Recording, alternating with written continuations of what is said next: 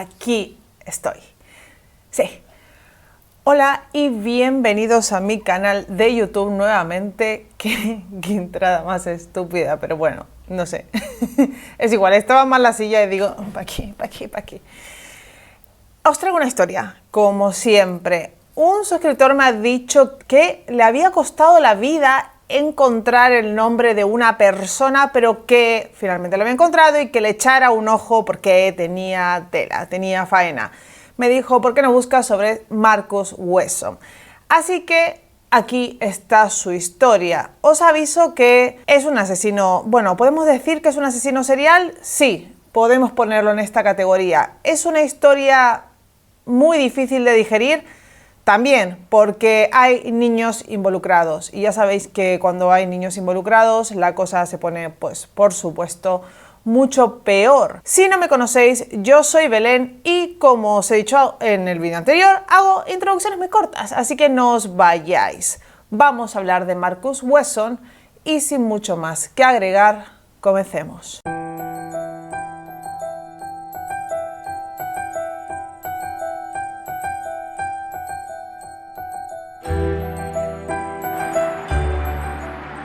Es muy difícil decidir por dónde comenzar esta historia, o sea, al principio es lo que más me ha costado, así que he decidido comenzar con una de sus frases, algo que les decía a sus más de 17 hijos. Él decía, si ves a Jesucristo, si ves a Dios, entonces me ves a mí. Marcus Delon Wesson nació el 22 de agosto de 1946 en Kansas, Estados Unidos. Su familia, como la de la mayoría de los criminales, era una familia disfuncional, pero esta tenía unos tintes contradictorios y macabros, que acabarán jugando un rol muy importante dentro de la mente de este asesino. Su madre, Carrie Wesson, era una fanática religiosa que criaba a sus hijos dentro de los valores de la Iglesia Adventista de los 7 días. Carrie era tan excesivamente fanática, como os decía, que obligaba a sus hijos a estudiar la Biblia por horas,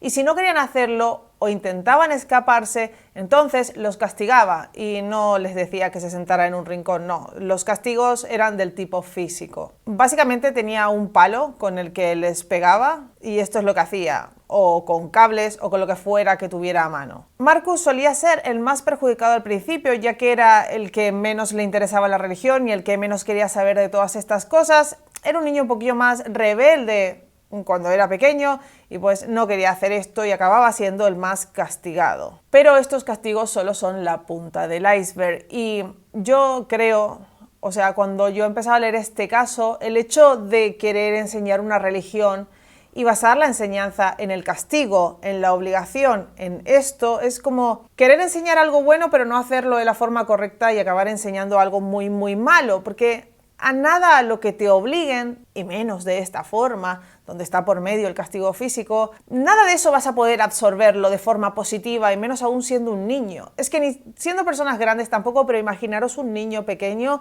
de 5 o 6 años al cual estáis obligando por horas a estudiar lo que sea. En este caso es la Biblia, puede ser cualquier cosa, a base de azotes. No estás enseñándole nada bueno. Yo creo que en realidad lo que le estás enseñando es que para que alguien haga algo se ha de doblegar su voluntad, y si no se hace con palabras, se hace con violencia, y esto por supuesto pues no es algo bueno. Por otra parte tenemos al padre de Marcus, Benjamin Wesson, quien no era trigo limpio, no sé si decir, sí, aún era peor. Benjamin era mucho peor porque era un alcohólico que abusaba de sus hijos y no solo pegándoles, sino de la otra manera.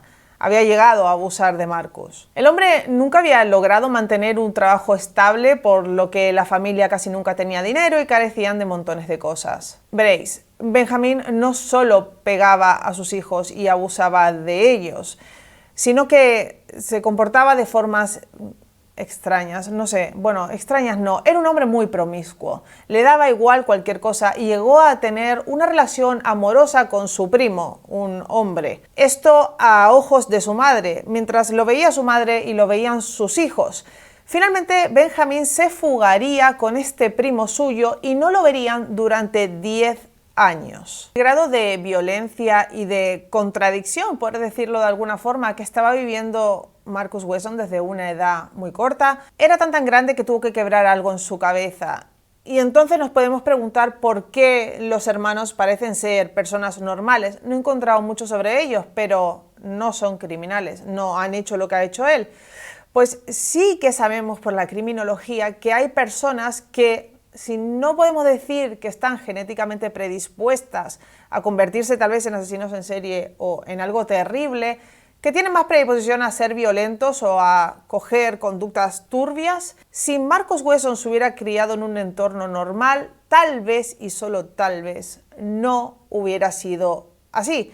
Pero no lo estoy justificando, porque seguramente habrá gente que piense que estoy justificando a esta persona. Simplemente tengo que explicar su infancia para que sepáis tal vez de dónde sacó sus primeras ideas. Luego haberlas desarrollado y haber hecho lo que hizo es solamente su culpa. Y ahí no podemos echar la culpa a nadie más. Lo que él aprendió en su infancia es que su padre mantenía una relación con su primo, que era alguien de su familia. Esto es incesto y al parecer daba igual, que la religión se aprendía a base de golpes y que todo a su alrededor era violencia. Tras 10 años, como os he dicho, su padre de estar ausente, de haberse ido con esta persona, vuelve a la casa y en lugar de haber habido, no sé, una discusión, una explicación, algo, hola, había desaparecido por 10 años, no pasa nada. Se reincorpora a la familia como si nada hubiera pasado. La familia entera se muda a California en los años 60. Él está en la secundaria y ya es un chico bastante peculiar, por decirlo de alguna forma. Vamos, que viste con camisa, chaqueta y pantalones de pinza cuando el resto de los niños van al colegio con ropa más informal, ¿no?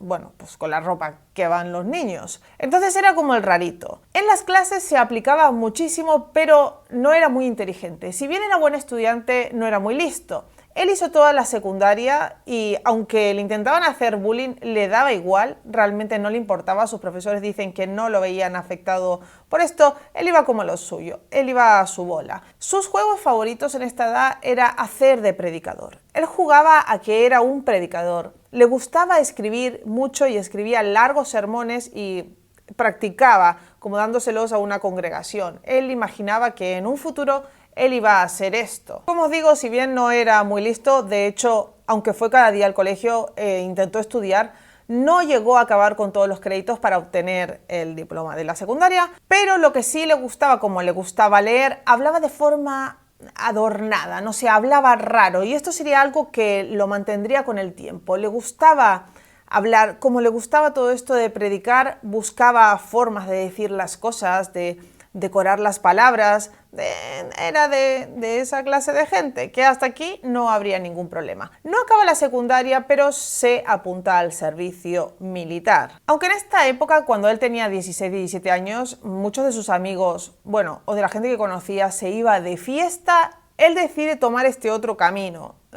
Parecía que no se le podía doblegar, lo que está muy bien. O sea, si hubiera seguido así, hubiera hecho algo bueno con su vida. Él no quería beber, no quería drogas, no quería ir de fiesta, no quería nada de esto y finalmente se apunta al servicio militar. En 1966 ya está dentro del ejército y empieza a entrenarse como ayudante médico y a conducir una ambulancia. Acaba llegando a Europa y trabajando allí como conductor de ambulancias y luego acaba su tiempo en el servicio militar, ¿cómo se llama? Con una baja honorable o onerosa. Bueno, esto que cuando acaban y lo hacen todo bien, les dan una palmadita, le dicen gracias por vuestros servicios y se va a su casa. La cuestión es que vuelve a California y allí es donde conoce a su primera mujer. Es 1968 y él conoce a Rosemary Maitorena, una mujer que cuando conoció a Marcus tenía alrededor de unos 30 años de edad. Estaba casada y tenía 8 hijos. Sí, Rosemary tenía 8 hijos. Marcus tenía 20 y pocos años. Pero parece que esto le da igual, se enamoran y pronto se van a vivir juntos. Los vecinos que tuvieron en esta época la pareja recuerdan a Marcus Wesson como una persona buena, como un buen hombre que se ocupaba mucho de los hijos de Rosemary. No vieron nada extraño en él. Poco tiempo después, en 1971, Marcus y Rosemary tienen su primer hijo, llamado Adair. Y parecía que todo iba relativamente bien hasta que Marcus comienza a interesarse por una de las hijas de Rosemary, una niña de 8 años llamada Elizabeth. Marcus en este entonces ya tenía delirios místicos, vamos a llamarlo así, porque es que no sé cómo llamarlos. Y le empezó a meter toda esta mierda en la cabeza a Rosemary que, no sé, era muy fácil de moldear a lo que los demás querían, porque Marcus la convence de que su hija de 8 años está destinada a ser su esposa porque así lo quiere Dios. Y también convence a la niña, que es una niña, y un niño pues es fácil de convencer. Pero el problema aquí es que su madre está de acuerdo y permite todo esto, dice, vale, sí, o sea, no se opone. Y Marcus acaba casándose con esta niña. Él las convenció de que era el Mesías, de que era Jesucristo como Jesucristo y que esta niña se casara con él estaba bien. No sé cómo lo hizo, no lo sé, pero esto fue lo que pasó. La cuestión es que Marcus se casa con esta niña cuando tiene 15 años de edad, pero desde los 8 o 10 hasta los 15 llevaba todo este tiempo aprovechándose de la criatura. Cuando se casan, la casa donde viven tiene 2 plantas y Rosemary y Adair pasan a vivir en la planta de arriba y Elizabeth y Marcus en la planta de abajo, y todos los otros niños pasan a vivir en la planta de arriba con su madre. Fijaros hasta dónde llega la locura, que os preguntaréis, ¿y cómo logra casarse con una niña de 15 años? Bueno, es que su madre firma la emancipación de su hija para que todo esto sea posible. Pero aún así esto no parecía suficiente para Marcus, quien amenazaría a Rosemary con que si no le daba su coche para que él se pudiera ir con Elizabeth, entonces él le iba a quitar a su hijo, a Adair. Y Rosemary coge y le da las llaves del coche. Y así la recién iniciada pareja, es que no sé decir pareja, a un hombre mayor con una niña de 15 años no me parece básicamente. Pero bueno, la cuestión es que ellos dos se van de aquí. Al principio Marcus consigue un trabajo en un banco y trabajaba allí en las oficinas, pero pronto se cansa de trabajar, como había hecho su padre. Deja de trabajar y comienza a vivir en la casa de la ayuda social que recibía Elizabeth. La pobre Elizabeth dio a luz a 10 niños, sí, habéis escuchado bien, a 10 niños, de los cuales uno de ellos murió de meningitis. Un buen día en aquella casa, imaginaros, aparece la hermana de Elizabeth, Rosemary Solorio. Rosemary madre es una y esta Rosemary es otra, así que al igual nos referiremos a ella como Solorio, para que no os confundáis. ¿Quién había tenido graves problemas con las drogas, estaba muy mal, tenía un montón de hijos, tenía como 7 hijos, nunca había cuidado de ellos por este problema, no se había dejado el cuidado de diferentes personas, de cualquier tío que pasaba por su casa, los niños habían sido abusados, a veces no comían, les había pasado de todo. Lo que quiere hacer Solorio es dejarle a todos sus hijos a Elizabeth para que los cuide ella, así ella puede ir a recuperarse de su problema con las drogas.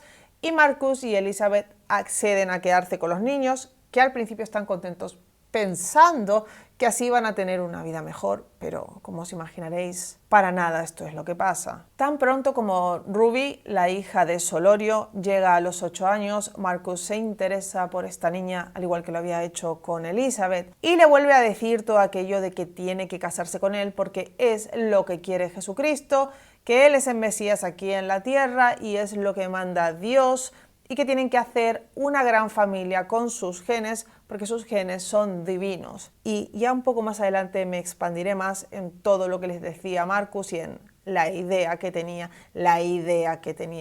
de religión que se había creado él mismo. Marcus comenzó a abusar de esta niña al igual que lo había hecho con Elizabeth, y para convencerla le decía que así era como un padre demostraba cariño a sus hijos. Pero ella no sería la única porque había 2 niñas más dentro de esta familia y con esas 2 niñas pasaría lo mismo. Marcus en su asquerosa cabeza inventa un ritual llamado loving, que consistía en meterse en la cama de sus hijas o sus sobrinas por la noche, porque él decía que así les enseñaba a que en un futuro fueran mejores esposas y supieran cómo complacer a sus maridos. Estos niños nunca salían de casa, no iban al colegio, no iban al parque, no iban a ninguna parte.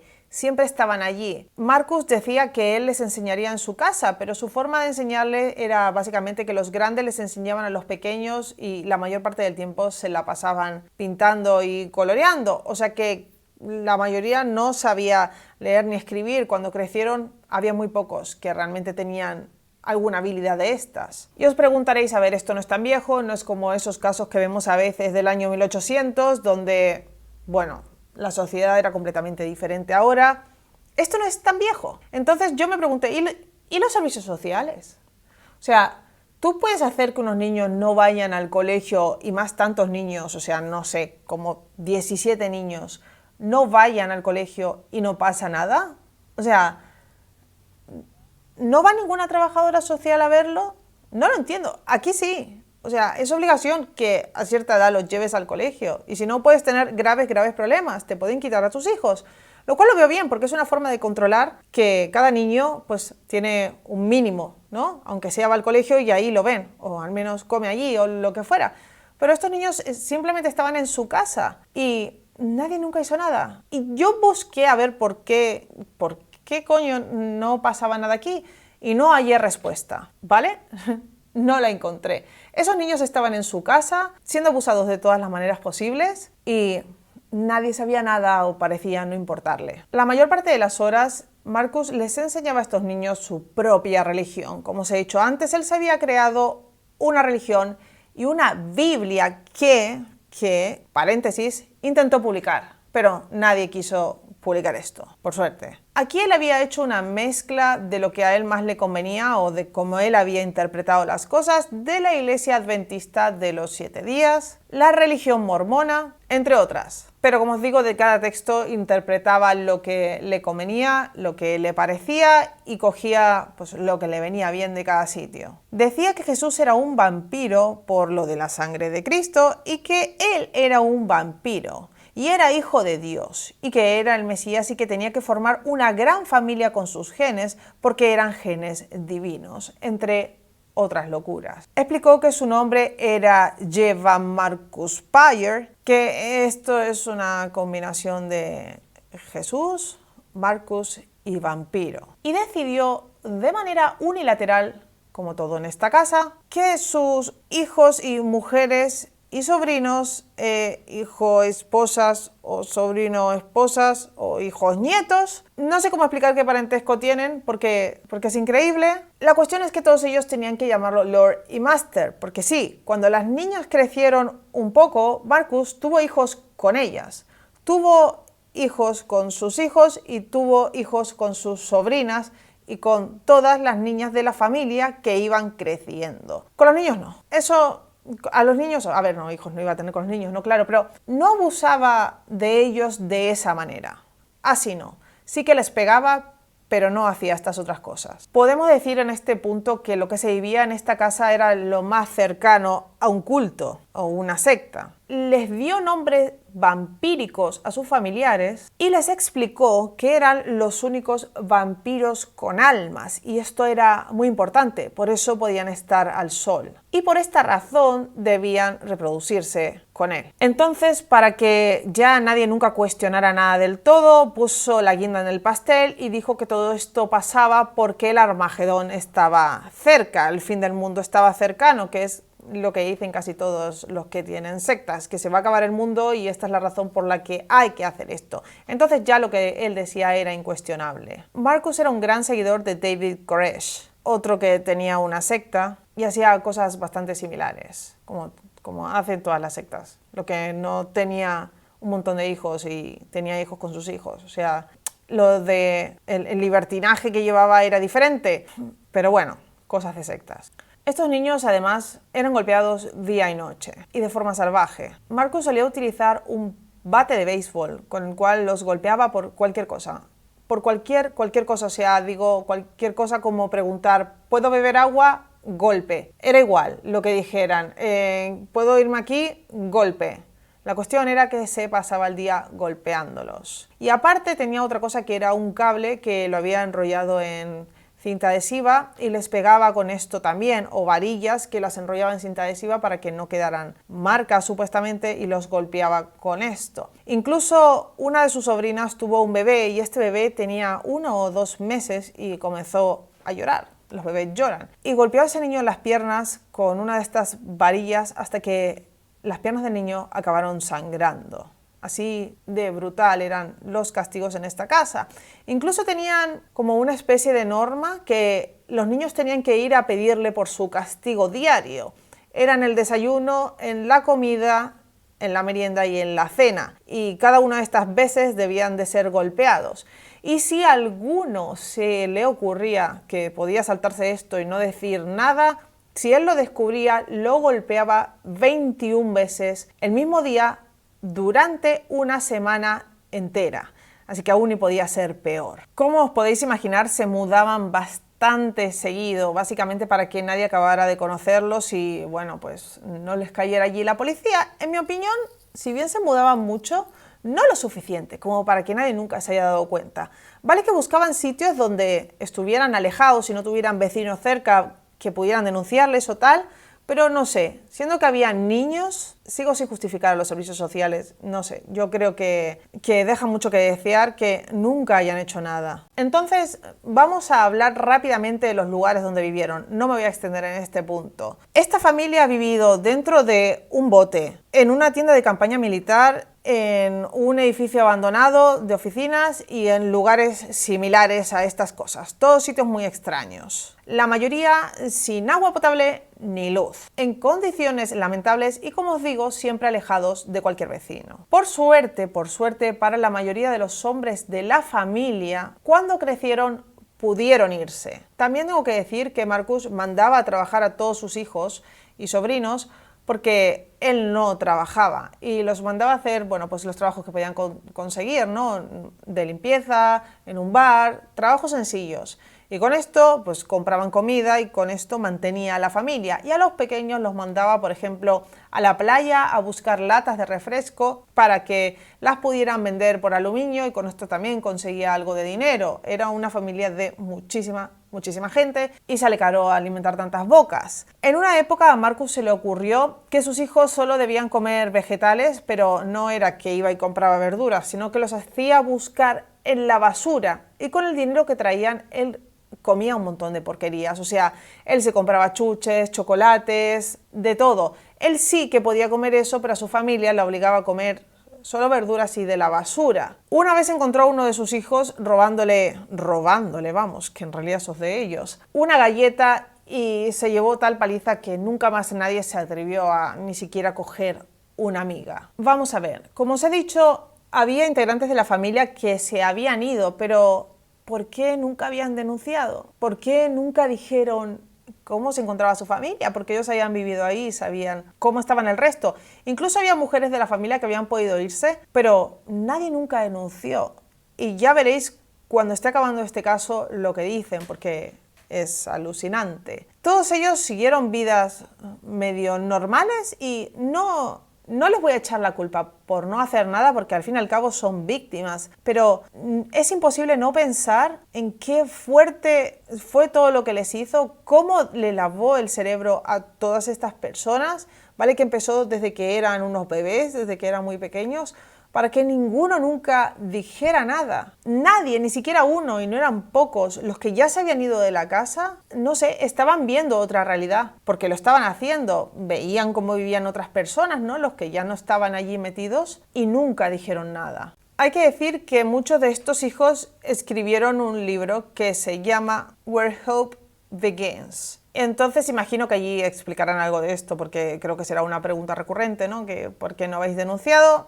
No sé, yo no he leído el libro, si lo encontráis o lo queréis leer, aquí os dejo la portada. Entiendo a Elizabeth porque ella se llevó la peor parte, ya que Elizabeth fue abusada a partir de los 8 años y comenzó a lavarle el cerebro desde que ella tenía 5 y ni bien tenía 15, tuvo 10 hijos con ella, así que no creo que Elizabeth se haya quedado muy bien de la cabeza habiendo pasado todo lo que pasó. Como os he dicho, Marcus se casa con sus hijas y con sus sobrinas y con Ruby, que es con una de las primeras sobrinas que llega a casarse, tiene un hijo.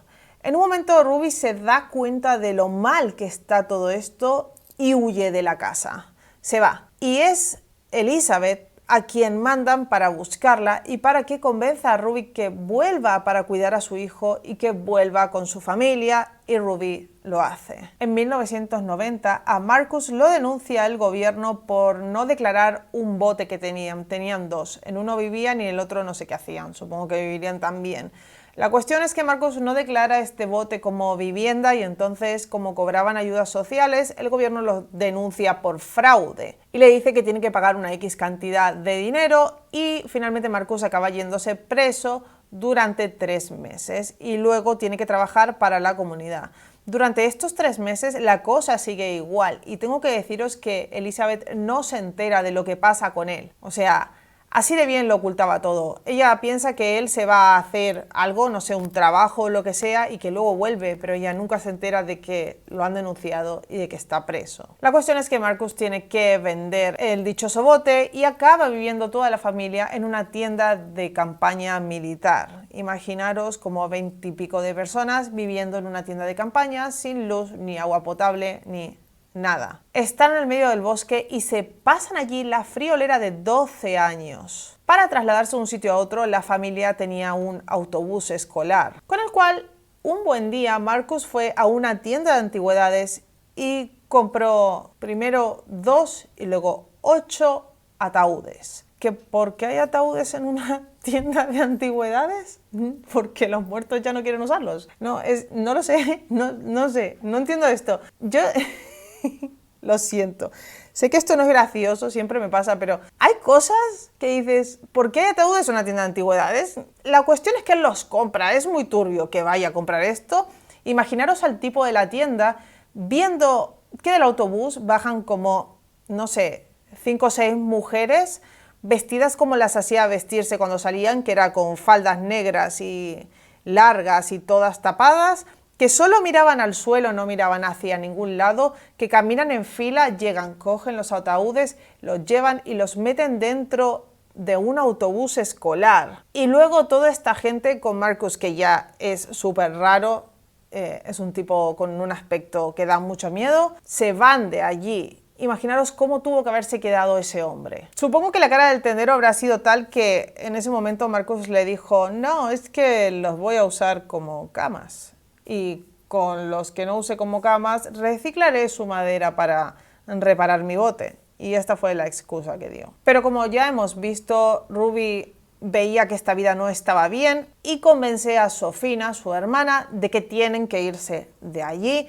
y se marchan, pero tienen que dejar a sus hijos en la casa con Marcus. Ellas se van pensando que más adelante podrán recuperarlos, volverán y se los llevarán finalmente, pero de momento ellas huyen de allí. Ruby y Sofina vuelven unas cuantas veces a buscar a sus hijos, pero Marcus siempre se los niega, les dice que se los dará cuando sean más grandes, les dice que se los dará cuando tengan 6 años, luego cuando tengan 7 y luego cuando tengan 8. Hasta que un buen día estas mujeres ya no están dispuestas a seguir esperando, quieren llevarse a sus hijos, saben el calvario que están pasando y no van a permitir que esto siga así. Y con esto llegamos hasta el 12 de marzo del 2004, o sea, ya veis, esto es muy actual. Cuando estas madres, junto con otros hermanos que ya estaban fuera de la casa, llegan hasta allí para definitivamente llevarse a sus hijos y no van a escuchar nada de lo que Marcus tenga que decirles. Ellas, lo que les pasa aquí también es que habían escuchado rumores de que Marcus quería irse a California para cometer un suicidio colectivo y claro, esto les da aún más fuerzas para ir a sacar a sus hijos de allí. Cuando llegaron, las mujeres que aún vivían allí salieron por las ventanas de una casa donde estaban viviendo en ese entonces a gritarles putas, Lucifer, zorras y un montón de vejaciones, un montón de palabrotas, a decirles de todo. Las mujeres no podían creerlo, bueno, sí que podían creerlo porque habían vivido allí y comenzaron a gritar también, así que salieron varios vecinos al escuchar, imaginaros a un montón de gente chillando de todo. Al ver semejante percal y no entender nada y que las palabras eran cada vez más calientes, yo qué sé, eran cada vez más groseras, los vecinos llamaron a la policía de Fresno. Cuando la policía llega, las mujeres están histéricas, no saben ya ni cómo explicarse, solo dicen que sus hijos están allí, que corren peligro, y entonces la policía pica a la puerta y sale un Marcus completamente sereno, porque esta era otra cualidad que tenía este hombre. Si es que no tenía muchas cualidades, pero tenía 2 o 3 que le servían bastante bien para engañar a la gente. Una era que hablaba de forma muy educada, que era súper mentiroso y que siempre estaba tranquilo. Así que nunca daba la apariencia de que fuera a ser una locura. Él habla con la policía, les dice que no hay problema, que les va a entregar los niños, que ya se resolverán las cosas de otra forma, que solo va a entrar para despedirse de los niños y hacerles las maletas, y cierra la puerta tras de él. La policía lo ve tan tranquilo que no se alarma, pero Ruby y Sofina saben cómo es este hombre y saben que no pueden fiarse, así que están cada vez más histéricas, lo que no les ayuda porque la policía acaba creyendo más a Marcus que a ella. O sea, ya le ha dicho que le va a dar los niños y están tan histéricas. No saben lo que pasa ahí dentro y no creen tener razones para alarmarse, pero se equivocan. Mientras tanto, dentro de la casa, Marcus se lleva a 9 niños, hijos y nietos suyos, a el último cuarto de la casa. Elizabeth, quien está presente, más 2 de sus hijos, no entran en la habitación y se retiran hacia otra ala de la casa. Ruby y Sofina insisten a la policía y les explican lo del suicidio colectivo y les dicen que esta es la razón por la que están tan nerviosas, porque Marcus es un loco. Y es en este momento que están hablando ahí fuera cuando uno de los hijos de Marcus sale corriendo de la casa diciendo que Marcus se ha encerrado en la habitación del fondo con los niños, y aquí es cuando la policía comienza a alarmarse. El hombre también dice que ha visto a Marcus con un arma. La policía entonces llama a refuerzos y llama a los SWATs, quienes llegan allí, imaginaros, con helicóptero y todo, y listos para entrar en la casa. Todo el mundo está fuera mirando. Los SWATs van a irrumpir en la vivienda, cuando de repente oyen el grito de una mujer. Los oficiales dicen no haber escuchado ningún tiro, pero la gente que estaba allá alrededor de la casa dice que claramente escucharon varios disparos, lo que es raro, porque no entiendo cómo la policía no escuchó nada, pero la gente que estaba allí, no solo la familia, sino los vecinos que se habían reunido allí, porque había muchísima gente, dicen que ellos sí escucharon varios disparos. Así que los SWATs entran, pero ya es tarde. Marcus Wesson sale por su propio pie de dentro de la casa, cubierto de sangre. Sereno como siempre, sin ningún arma, y se entrega. Tuvieron que usar como 2 o 3 pares de esposas para poder apresarlo, porque este hombre es tan grande que no le encajaban las esposas. Al menos, no es que no le encajaran, sino más bien que no podían, no. Lo que yo he leído es que usaron como 2 pares de esposas para poder llevárselo, o sea que imaginaros del tamaño de esta persona. La escena dentro, os imaginaréis, es trágica y grotesca. En aquella habitación hay 8 niños muertos, todos ellos con un agujero en el ojo, producto de un disparo que los habría matado al momento, y están apilados. Y sobre todos ellos se encuentra una de las hijas de Marcus, Sabrina. Ella también tiene un tiro en el ojo y yace muerta. Están en medio de los niños y entre Sabrina y todo esto hay trapos puestos, hay un montón de sangre. El policía que entra maldice la hora en que ha entrado, porque imaginaros la imagen que se le ha quedado en la cabeza. Marcus entonces es arrestado por presunción de homicidio. En la autopsia se descubrió que quien había ocasionado todos los disparos que habían matado a los niños había sido Sabrina, porque era la única que tenía rastros de pólvora en su mano. Marcus no tenía nada, él no había apretado el gatillo. Así que esto lo va a usar en su defensa, evidentemente. Muy parecido a lo que hace Charles Manson, que él en sí nunca mató a nadie, siempre mandaba a los demás a matar, pero el cerebro de todo esto era él, al igual que Marcus Wesson. De la investigación policial, lo que me queda por decir es que la policía se pasó 2 días en la casa recolectando información sobre toda esta familia y descubriendo lo que estaba pasando allí, que Marcus había tenido hijos con sus propias hijas y con sus propias sobrinas. La policía también salió en un programa o varios programas de televisión diciendo que esto no era normal en Fresno y que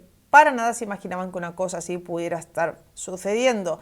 Muchos de los vecinos salieron llorando diciendo que veían que era una familia extraña, pero que tampoco creyeron que fuera para tanto ni que estaba pasando lo que allí estaba ocurriendo. La cuestión es que nadie parecía sospechar nada. La historia dentro de la casa, la historia de esta familia era tan turbia que nadie quiso mirar hacia aquí. Y os digo más, en el mismo momento en que esto sucedió, pasó lo de ese documental de Netflix, no me acuerdo ahora el nombre, pero os pondré la foto aquí, el del parricida. Y esto se hizo mucho más viral que esto otro, no porque esto fuera más bonito. Muchos dicen que porque quisieron ocultar la falta de asistencia social dentro de la casa de Marcus Wesson, o sea, dentro de esta familia, lo que pasó aquí, que también es responsabilidad del Estado. Entiendo yo lo que le pasa a unos niños que son menores y que estaban completamente desamparados, así que por eso dicen que esto se hizo más viral que esto otro. Pero a mí una de las cosas que más me impactó de este caso es escuchar a los hijos. Algunos dijeron que Marcus era el mejor padre que podrían haber tenido, lo defendían, lloraban porque se lo habían llevado preso, no todos pero muchos sí, hablaban de él como de un hombre maravilloso y la gran mayoría, casi creo que todos, estaban convencidos de que él era el Mesías y que estaban casi que metiendo en la cárcel a Jesucristo, básicamente. La Iglesia Adventista, que fue nombrada varias veces en este caso, y de la cual Marcus decía que él era parte, tanto él como toda su familia, se pronunció y dijo que no, que de ninguna manera, que no lo conocían de nada y que él no era parte de esta iglesia. Claro que van a decir, o sea, imaginaros, pero bueno, esto es lo que dijo la Iglesia Adventista.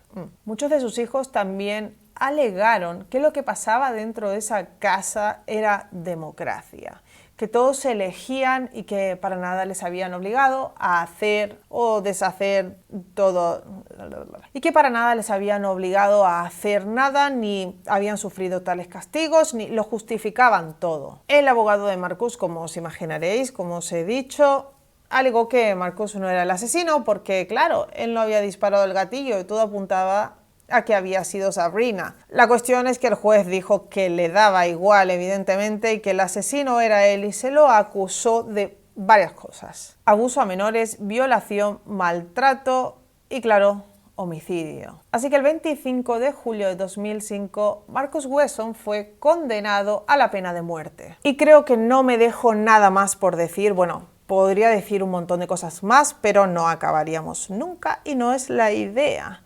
Así que hasta aquí el vídeo de hoy. Aquí tienes a Marcus Wesson, tú que me lo has pedido, que me has dicho que te ha costado mucho encontrar el nombre de este tipo.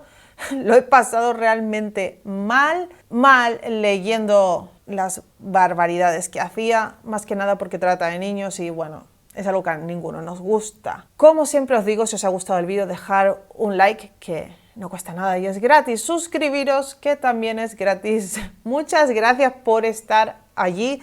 Gracias a los que compartís los vídeos y estas cosas porque me ayudan muchísimo. Gracias y hasta la próxima. Adiós.